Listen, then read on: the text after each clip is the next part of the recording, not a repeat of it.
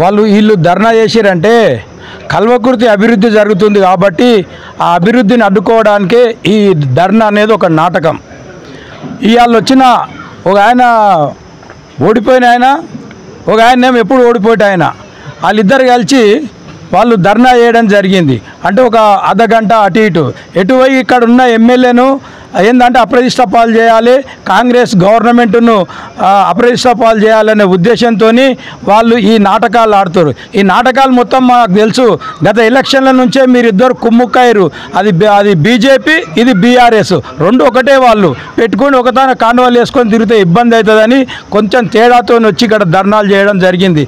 ఈరోజు కల్వకుర్తి తాలూకా ఏర్పడ్డప్పటి నుంచి మన ఎమ్మెల్యేలు ఎన్ని నిధులు తెచ్చిరో ఒక నారాయణ రెడ్డి గారే ఈసారి అన్ని నిధులు వచ్చిన 600 కోట్ల రూపాయలు నిధులు తెచ్చి అభివృద్ధి ప్రదంలో నడపడానికి పూనుకున్నారు.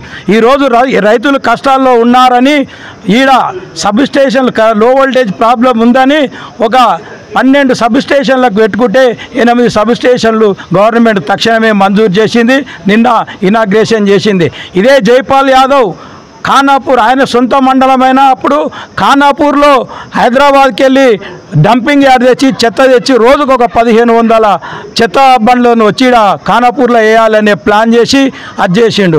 దాన్ని నారాయణ రెడ్డి గారు అప్పుడు కూడా అందులో ఎమ్మెల్సీగా ఉండే టీఆర్ఎస్ పార్టీలో ఆయన కూడా ఎదుర్కొని మేము ఏ దానికైనా సరే నేను రిజైన్ చేస్తానే రిజైన్ పత్రం కూడా పట్టుకొని కేటీఆర్ ఎత్తుకొని అప్పుడు రద్దు చేయడం జరిగింది. అరే ఇది ఇంటెలిజెంట్ నారాయణ రెడ్డి అని ఏం చేసిందంటే మళ్ళీ ఒకటి చిచ్చు పెట్టాలని ఒక ముస్లింలకు కబ్రస్థాను ఏర్పాటు చేయడానికి మళ్ళీ ఒక జీవో తెప్పించిండు.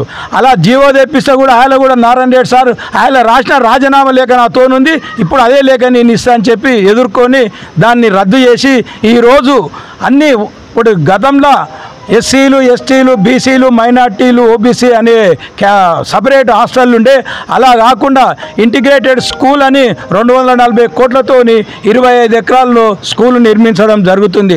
అది ఓర్వలేక ఇక్కడ వీళ్ళతోని పనులు చేయరు, మేము గెలవాలి ఎలక్షన్లు అనే ఒక తాపత్రయం. వాళ్ళు ఏడ ఉన్నా గెలిచే ప్రసక్తి లేదు ఈ అభివృద్ధి చూసి. అలాగే నారాయణ రెడ్డి గారు మనతోని కల్వకుర్తి తాలూకాను మొత్తం సస్యశ్యామలం చేసిండు. ఆ నీళ్ళని తీసుకొచ్చి జంగారెడ్డిపల్లి అటకెళ్ళి కల్వకుర్తి ఏరియాలకు వెళ్ళి వెల్దండ ఏరియాలకు వెళ్ళి తీసుకొని వచ్చి ఈసారి 40,000 మెట్రిక్ టన్నుల వడ్లు కొనుగోలు చేయడం జరిగింది. ఇవన్నీ చూసి అభివృద్ధి చేస్తున్నాడు నారాయణ రెడ్డి. ప్రతి ఒక్క ఊర్లో కోండి మీరు పోతే ఏంటంటే ఏ ఊర్లో పోయినా కూడా సీసీ రోడ్లు ఎవరిచ్చారంటే పలానా నారాయణ రెడ్డి. ఊళ్ళో హనుమంతులు లేని ఊరు లేదు, నారాయణ రెడ్డి అన్ని సీసీ రోడ్ అనేది లేదు. అలాంటిది వీళ్ళకు ఓర్వలేక కుమ్ముక్కయి ఎటువై నారాయణ రెడ్డిని ఎదుర్కోవాలి, ఈ కాంగ్రెస్ ప్రభుత్వాన్ని అది చేయాలి. కాంగ్రెస్ ప్రభుత్వము మాట మీద నిలబడి ఇచ్చిన 6 గ్యారంటీలను ఉచితంగా బస్సులకు ఇవ్వడం, మహిళలకు ఇవ్వడం జరుగుతున్నది. అలాగే కరెంటు ఇవ్వడం జరుగుతుంది. కరెంటు లేదు అంటారు. కరెంటు లేని ఇన్ని లక్షల మెట్రిక్ టన్నుల వడ్లు ఎట్లా పండుతున్నామని మేము వాళ్ళని ప్రశ్నిస్తున్నాం. వాళ్ళకు ఆలుగడ్డకు వంకాయకు కూడా తెలివి లేదు, తేడా ఉన్న తెలివి లేదు వీళ్ళకు.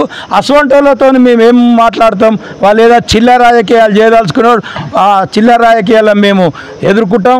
వాళ్ళు ఏదో విర్రవీగుతున్నారు, ఆ విర్రవీగేది తొందరలోనే వచ్చే నెలలో వాళ్ళకు గుణపాఠం చెప్తాం. దాన్ని ఎలక్షన్ల రూపకంగా ఈ లోకల్లో ఏం జరుగుతుందో వాళ్ళు తెలుసుకోవాలి.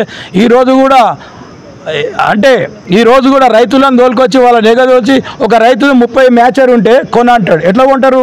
సెంట్రల్ గవర్నమెంట్ పెట్టిన నిబంధనలే మేము తుంగలో తొక్కాలనా? అది అది అంటారు. ఒక ఆయన సింగిల్ విండో చైర్మన్ పెట్టుకొని ఆయన పెడుతున్నాడు. ఆయనతోనే మ్యాచర్ కరెక్ట్ వస్తుందంట, ఈయనేమో రాడంట. ఇది ఎక్కడ న్యాయం అండి? ఇదేంటంటే మా ఉప ముఖ్యమంత్రి నిన్న ఖానాపూర్కి వస్తుండే ఏదో మా ఉనికి చాటుకోవాలి అనే ఉద్దేశంతో వాళ్ళు ధర్నా చేసిండు. నిజమైన రైతులను దొరకాలి, ధర్నా చేయి. దానికి కూడా కరెక్ట్ ఏమైనా లోటుపాట్లు ఉన్నా అంటే మేము సపోర్ట్ చేస్తాం. దానికి పార్టీలకు అతీతంగా నువ్వు రాజకీయం చేయాలన్నప్పుడు ఎలక్షన్లో చేయి, ఇప్పుడు కాకుండా ఎలక్షన్లో నువ్వు రాజకీయం చేయి, దాన్ని మేము స్వాగతిస్తాం.